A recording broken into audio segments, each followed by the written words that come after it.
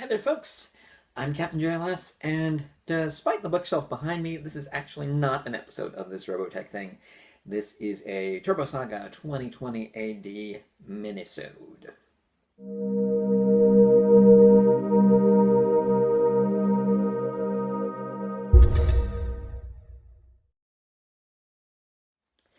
Yes, that's right. At the end of the last episode of TurboSaga, I did lay out the next few episodes of things on the channel here, and I've decided I want to hold off for probably another week or maybe even two on the new episode, proper episode of this Robotech thing. In the meantime, I'm going to do a couple little mini-sodes here.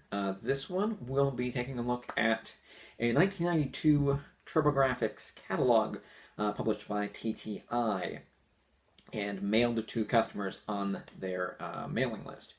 I'm also thinking I might do this Robotech thing mini-sode with one of, or two, or three of the many fine publications on the Robotech reference shelf here. So that's kind of where we're at the moment. Let's go ahead and cut to the magazine on the table, or the catalog on the table, and we'll take a look at it.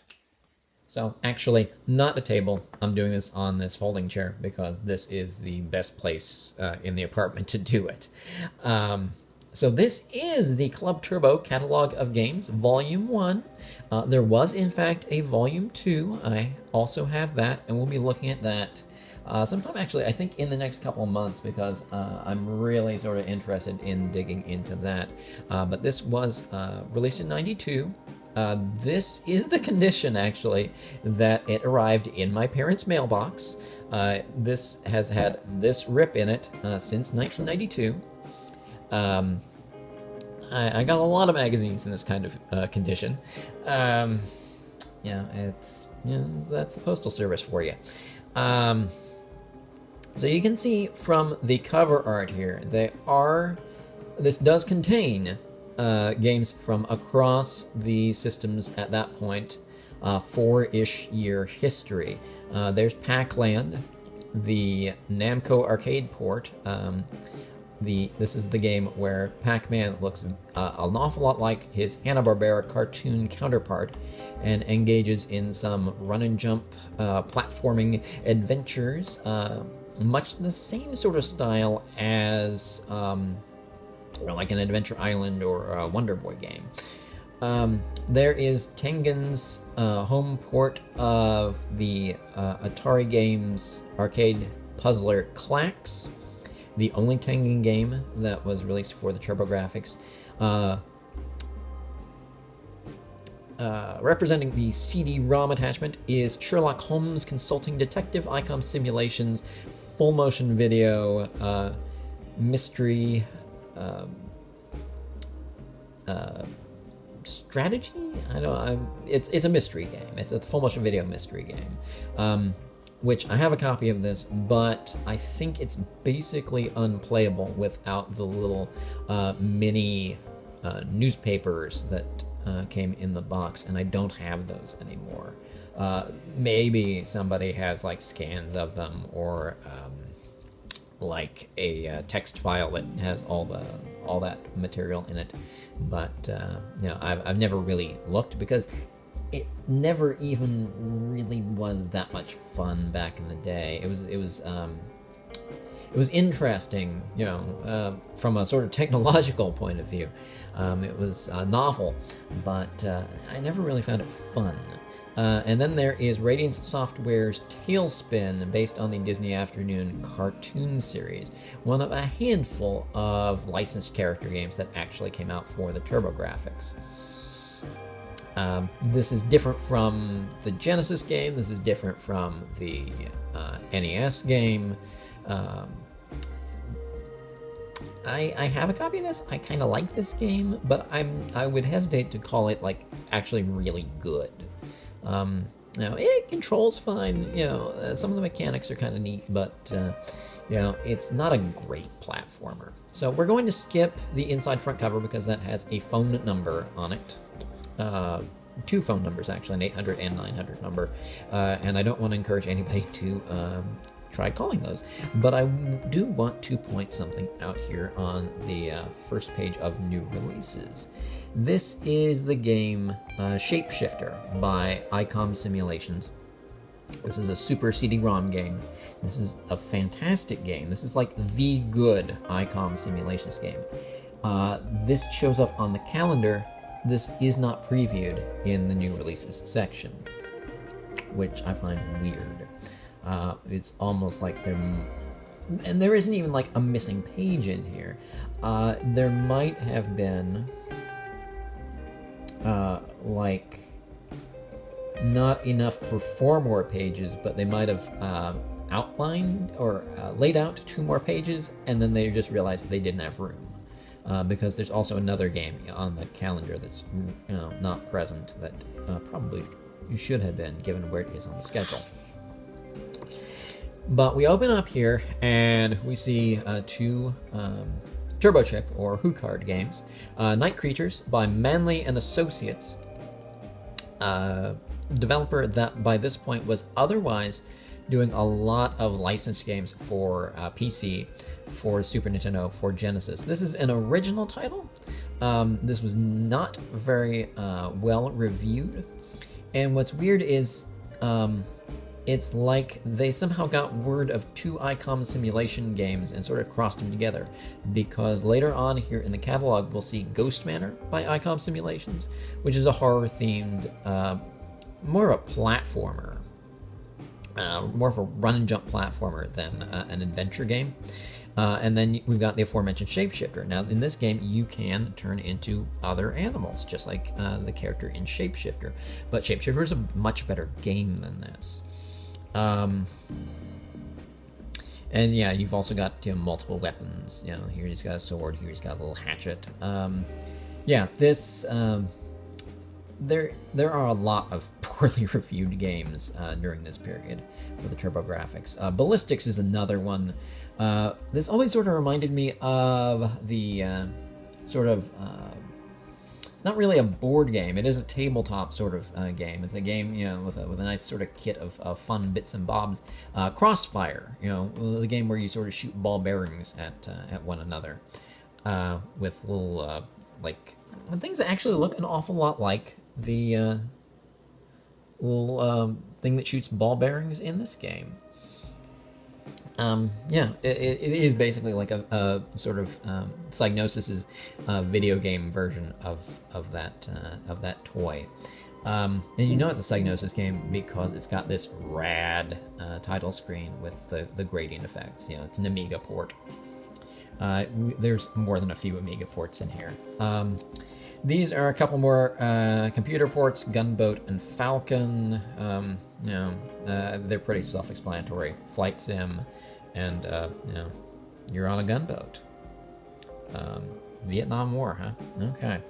I really hesitate to understand how they thought this was going to entice people to buy a TurboGrafx, or entice the kind of person who buy a TurboGrafx to buy these games. These are just computer ports, man. You've got a 2-button controller and you're doing simulation computer ports. It doesn't make any sense. We've already talked about Newtopia 2, sequel to the Hudson Soft Zelda-alike, whose chief innovation is that the character can now walk and attack diagonally. Diagonally with the sword, that is. The Fire one in the first game could attack diagonally. Jackie Chan Action Kung Fu. I was convinced for a while this was actually on the PC Engine and TurboGrafx Mini. I don't know why. Maybe there was some early report that it was, but this is actually a fun little game. The problem is, like so many 92, 93 games, it is pretty expensive on the secondary market, but I would love to have a copy of this. This is a fun, run and jump, martial arts game. you know, with a very cute style. There was a version of this for the NES that actually plays almost exactly the same. It just has a graphical downgrade. Let's see, Order of the Griffin, or Order of Griffin as they put it here, which, you know, the missing article really does lend a certain amount of credence to, you know, the notion that this was produced in-house by Hudson in Japan and then sort of slapdash translated. But yeah, licensed Dungeons and Dragons game. I think this is another computer port. I think this was a computer game. I don't know if this is anything anybody would want to play in 2020 though. You know, it looks kind of clunky, but Ghost Manor. This is I was just mentioning this. ICOM Simulations, sort of not terribly cute. You know, big head. I mean, look at this guy. Look at this guy. You know, it's like they're trying to do like a Japanese style big head platformer, and it just doesn't look very good. High-powered. I hate the copy on this. I hate the ad copy for this. I mean, all your skills. I mean, it's vapid. You know, it's very literal. Yeah. The late '92, early '93 one is much better written. Camp California, another ICOM Simulations game.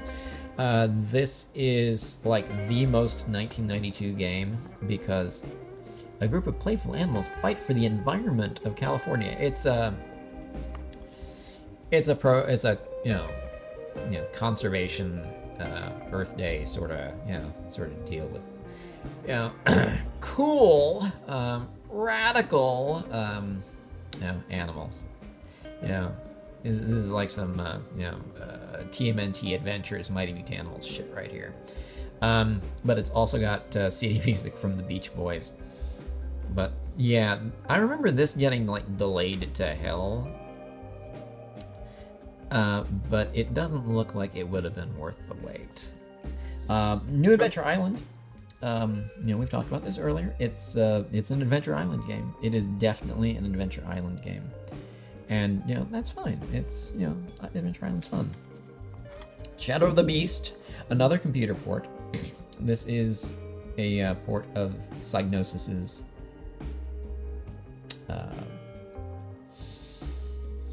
probably their most famous game, I think. This got ported to, like, everything. I have a Japanese copy of this. The soundtrack on this is amazing. It is just a wonderful version of that soundtrack. But yeah, it plays all clunky. It definitely feels like a computer platform action game ported to a console. And it's not great. Very cool looking though. Prince of Persia, on the other hand, I don't remember ever hearing about a bad port of Prince of Persia. And that was like the... You know, I mean, Commander Keen's great and all, but this was like considered the computer platform action game, like the masterpiece of the genre. And yeah, I expect the TurboGrafx version was fine. The thing I remember about Dead Moon here is I remember the magazines at the time when this was still an import, going, ooh, Dead Moon, this is a pretty cool shooter game. Yeah, this is rad, Dead Moon.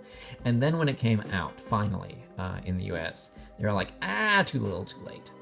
And the thing is, it was late enough that, again, copies of this are expensive as all crap. So I'm never actually going to find out if they were, you know, talking out of their butts. Dragon Slayer. Now, this is something that they do an awful lot in this catalog. They'll give you the title screen, and they'll give you one of the cool CD, you know, cinema sequences that have voiceover and stuff, and they won't show you the actual gameplay. And in the case of Dragon Slayer, it's because like every screen of Dragon Slayer is like this is chapter whatever, and then here's all your stats, and then here's like a text window, and here's the gameplay window right here. It's one of those games where they just stuck too much stuff on the screen and gave you no gameplay area, which is a shame. But this is like the most rudimentary JRPG. And, if you're just sort of in the mood for a rudimentary JRPG, it's fine, but it's not a great game. It's pretty obvious this is another one of those Hudson. What's the developer on these? I know there's a Hudson published Falcom game, but I can't remember off the top of my head. Alpha System, I think. Alpha System. I'm pretty sure this is a Hudson Alpha System Falcom game, because it has the same sort of beginning continue thing that Ys 1 and 2 and Ys 3 do. And it also uses the same font, the same English language font as the default Ys 1 and 2. Loom, a port of the Lucasfilm Games title, where you're a young mage whose magic spells are all done with musical notes. And that's always sort of put me off of ever trying the game, because it's reading music is one of those things I never properly learned. I don't know if the way it's used I could actually figure it out, but it is really cool that one of these notable Lucasfilm Games titles actually got ported into the TurboGrafx. Here's a weird one. This game never came out. World Class Baseball 2, and you can see right there the player names are there in katakana. So this was developed in Japan. For the life of me, I can't even tell what Japanese game this is, or if that ever came out, because I was looking things up. I think like only 2 baseball games ever came out for the PC Engine, and one of them was the game that was World Class Baseball 1. And the second one, I think, came out too late for it to be this one, unless it got delayed long enough that it just didn't come out in the US. So, but yeah, we'll be seeing another baseball game in a moment that didn't come out. Buster Brothers here was known in Japan as Pumping World. It's an old Capcom arcade game. It's kind of a throwback game. You play the little guy in the safari hat. You got your little harpoon launcher. You're blasting all the little bubbles, and the bubbles start as big old bubbles. And when you shoot them, they split into 2, and then they split into 2 some more. You get all these little power-ups here. I have a copy of the Japanese Pumping World. It's a fun game. Just a cute little time waster. It's on CD-ROM, so the soundtrack sounds amazing.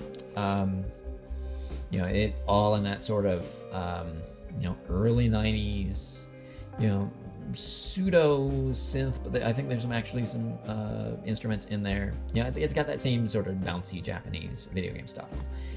It's fun. Let's see here. Superstar Soldier 2, that was Soldier Blade. So again, they skip Final Soldier, which is another one of those Japanese games with final in it that turns out not to be so final. I don't even know if they had named that in Japan by this point. Hence them calling it Superstar Soldier 2. But yeah, I can tell it's that one because of the power-up system, like I was talking about, where you pick up the 3 different bits, and then, that determines what kind of weapons you got. TV Sports Baseball, like I said, a baseball game that never came out. Look at the copyright of 91. This looks like it just got delayed and delayed and delayed and just never came out. Valis 3. Valis 3, the more polished of the 2 Valis games that came out over here. There were 2 more after that. They remade Valis 1 for the TurboGrafx Super CD-ROM system. or for the PC Engine Super CD-ROM system rather, and they also did Valis 4, which also got a port to the Super Nintendo. But this is the last one we got over here. The voice acting is still kind of yeah. But the artwork for the cinema sequences is great. And there's this tip right here that doesn't correspond to any of the screenshots. So here is a teaser for Air Zonk, and they hadn't determined what he's going to be called yet. So over here, they call it Bonk's Thunder Shooting. Name may change. Name would definitely change because they decide the character is not Bonk.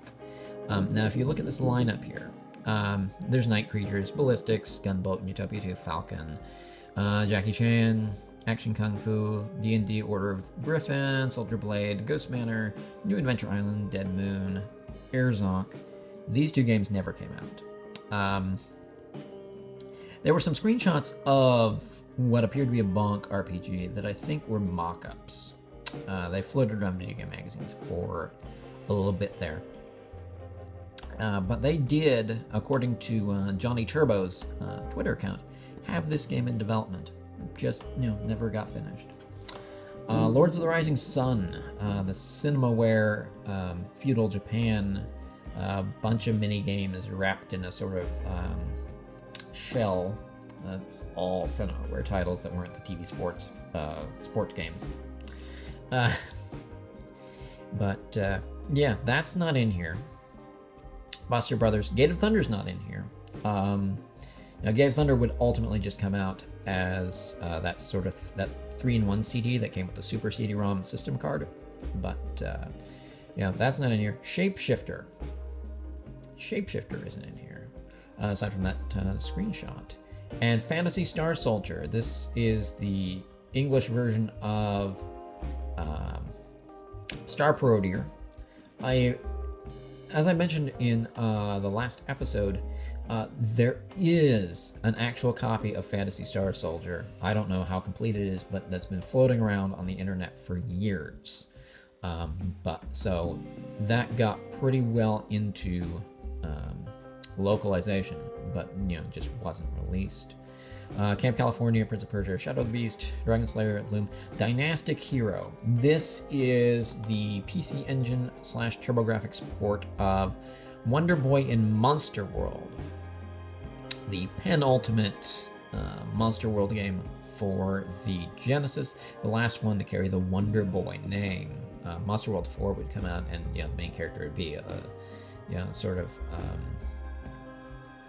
would have sort of an Arabian theme and would feature a green-haired girl. But this is one of those games that came out late enough that it is incredibly expensive as far as the English version goes. And I think even the price on the Japanese one has sort of crept up as people have sort of bought that one, because they can't get the English version. But I've always kind of wanted that because it's cool looking. Like the main hero has this sort of beetle armor. Because as with all of those Wonder Boy games, Hudson would just trade out the graphics for some other characters. Riot City, that's Crest of Wolf in Japan. They finally settled on Riot Zone as the name over here. This is the Final Fight clone for the TurboGrafx. It's not a good game. It's sort of it's playable. The graphics are kind of neat, but like some of the things you expect in those games it's just not there. Like the sort of barrels you break to get power-ups, it's just not there. The gameplay just doesn't have any variety. It's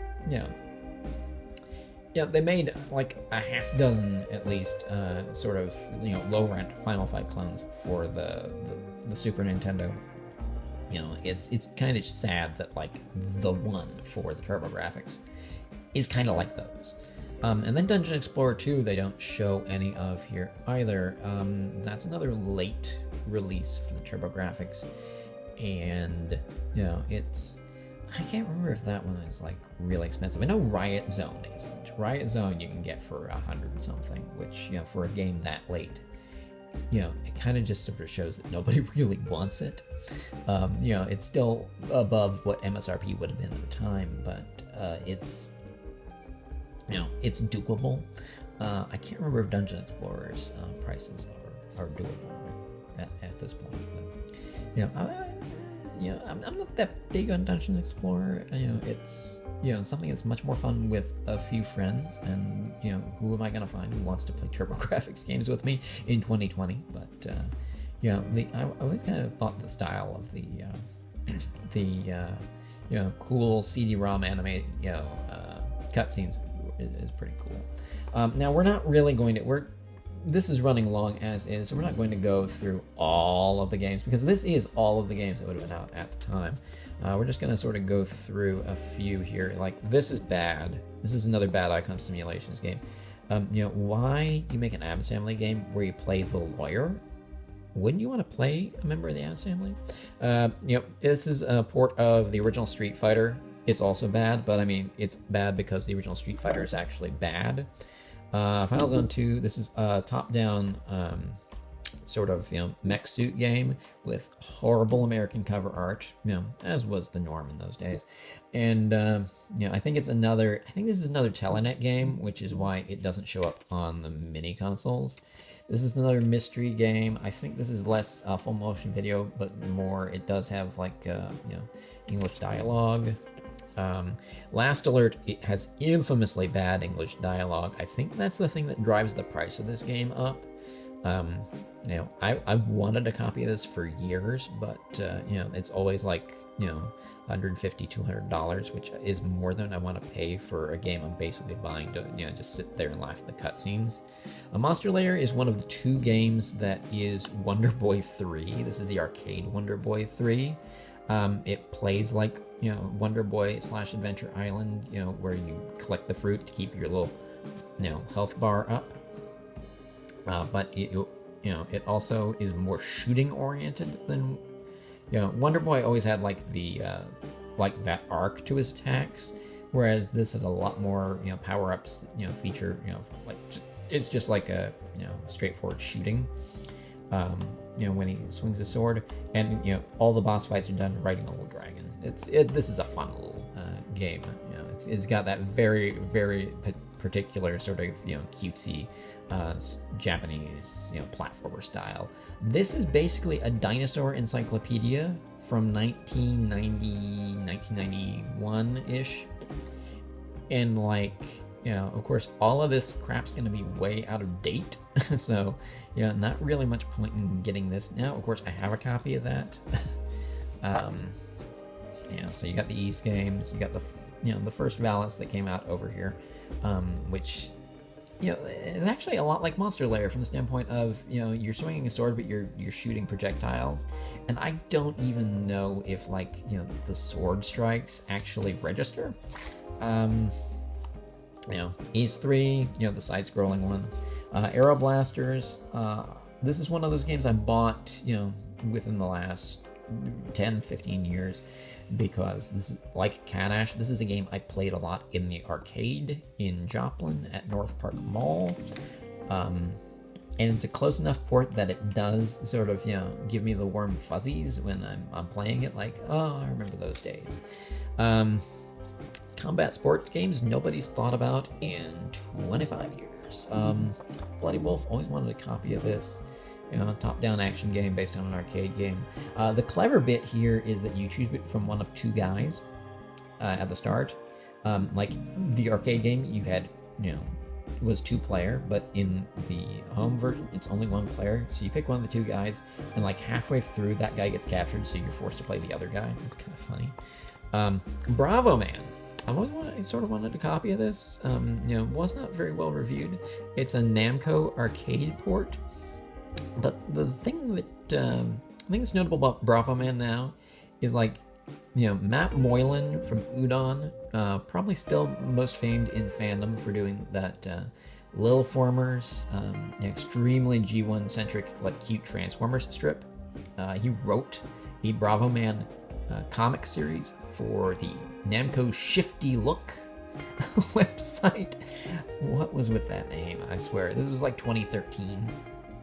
And there was even like an animated series that went up on YouTube where Rob Paulson, Raphael from Ninja Turtles, his own self, played Bravo Man.